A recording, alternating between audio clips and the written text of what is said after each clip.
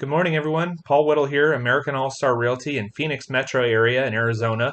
Wanted to talk to you today about requesting a closing extension on a HUD contract. So if your buyer is purchasing, or you as the buyer are purchasing a HUD-owned property, the closing dates are fixed and finite. With the closing time frames, if the buyer is using cash to purchase the property, they have 30 days to close. If they're using FHA financing or conventional, they have 45. And then if they're using an FHA 203K, which is a renovation loan, they have up to 60 days to close.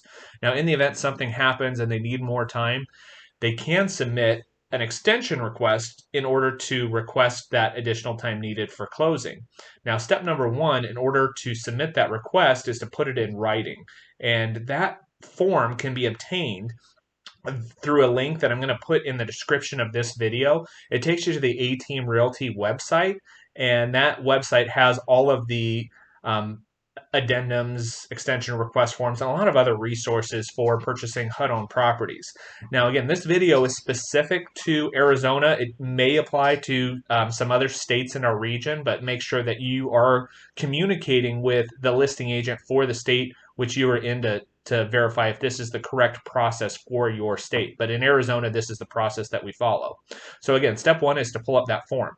On that form, there's going to be some information that's required, such as the date that you're submitting the extension request, the case number, selling agent, and property address, and the reason for extension. Now, there has to be a physical signature on this form from the buyer. It can't be electronic signatures on the extension request. Even though the HUD sales contract does allow for electronic signatures, the extension request form does not. So make sure that you understand when you're submitting that form that you do need actual live signatures in order to submit the request. There's a couple of other requirements that need to be followed. If the buyer is getting financing, there needs to be a letter from the lender on lender's letterhead explaining what the cause of the delay is, any outstanding conditions that need to be cleared up, and that the buyer does have conditional loan approval and whatever else needs to happen in order for them to be fully qualified to obtain financing to purchase the property. So HUD wants some reassurance that the buyer actually can perform if they do grant this extension. Now, the final component that's needed when requesting the closing extension are the funds.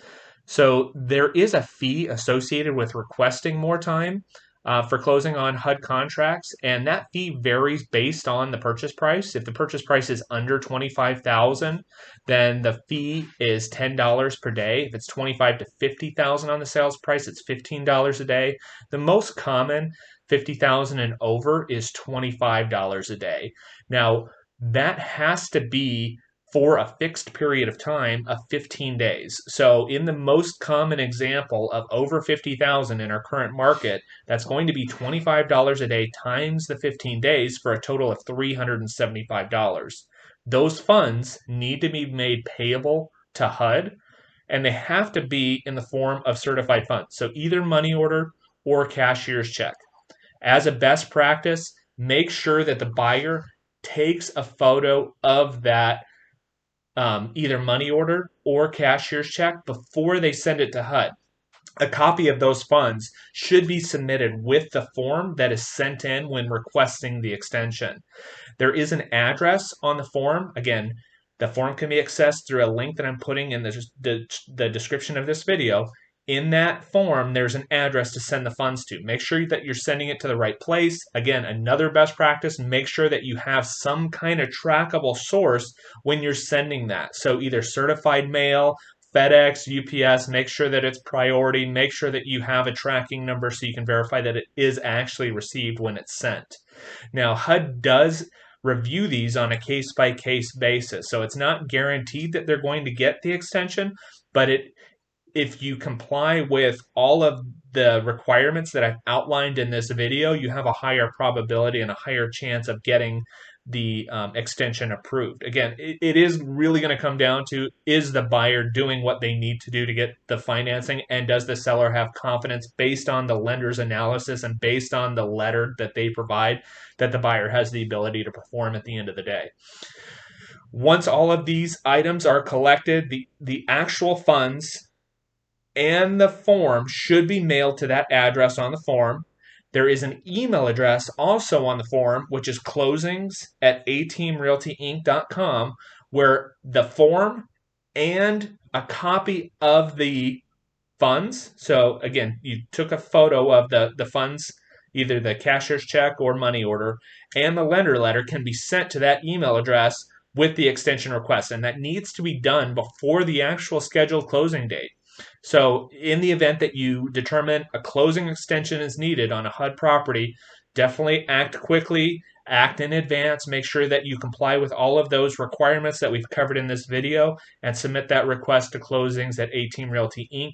before the scheduled closing date for the highest probability of getting that signed.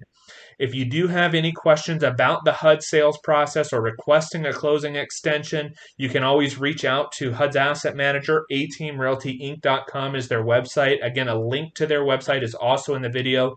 My name is Paul Whittle with American Allstar Realty. We've been a local listing broker since about 2012. We have a tremendous amount of experience in selling HUD properties, and we'll be able to help out any way that we can for Arizona specific properties. Thanks for tuning in today. I hope I've answered some of your questions. Make it a great day, everyone.